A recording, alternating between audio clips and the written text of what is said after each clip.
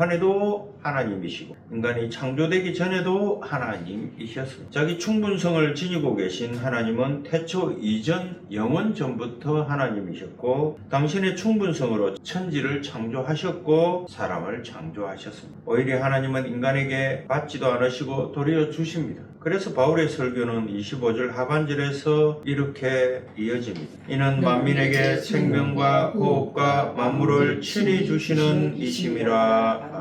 이 본문에 주신다라는 동사는 25절 상반절에 받는다, 받지 아니하신다 라는 동사와 대조를 이루고 있습니다. 하나님은 인간에 의해 만들어져 인간의 의존적인 우상들과는 달리 당신의 필요를 위해 인간으로부터 뭘 받지 않습니다. 오히려 하나님은 생명 없는 우상들이 전혀 흉내도 낼 수 없는 생명과 호흡을 인간들에게 주실 뿐만 아니라 그 인간들이 살아가는 데 필요한 모든 것을 주시는 하나님이십니다. 이것은 하나님의 자기 충분성으로 인함입니다. 하나님의 자기 충분성은 하나님 홀로 부족함이 없이 자기 자신만 건사하는 정도의 충분성이 아닙니다. 하나님의 충분성은 무에서 천지만물을 창조하시고 인간을 창조하실 정도로 충분합니다. 그러므로 하나님과 인간과의 관계에서는 하나님께서 인간에게 의존적이 아니라 인간이 전적으로 하나님께 의존적인 존재로 살아가게 된다는 것이죠. 만약에 하나님께서 주시는 하나님이 아니라 우상들처럼 받기만 하는 하나님이시라면 인간은 아예 지상에 존재할 수도 없었을 것입니다. 인간에 의해 피조되어 인간에 의해 부족함이 채워져야 하는 우상의 흥망성쇠는 철저하게 인간에 의해서 결정되지만 그러나 하나님에 의해서 창조되고 하나님께서 주시는 것들로 살아가는 인간의 흥망성쇠는 전적으로 하나님께 달려 있습니다.